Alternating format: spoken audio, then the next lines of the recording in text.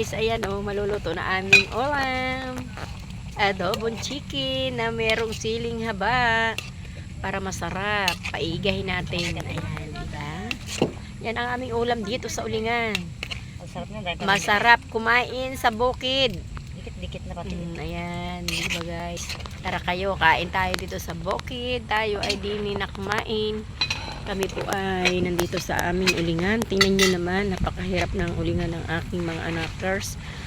Tingnan nyo ang gilid ng ulingan nila, oh. Matubig.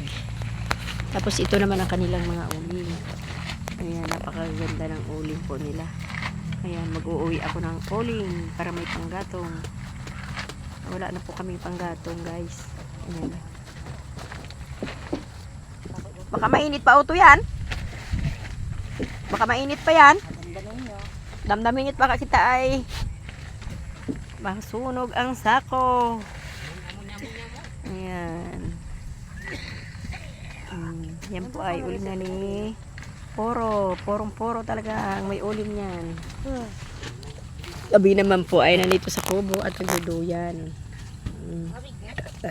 Di kami ay magluluto muna ng pananghalian para tayo ay lalong ganahan sa pagtrabaho. Malapit lang kami din sa tower. Yan.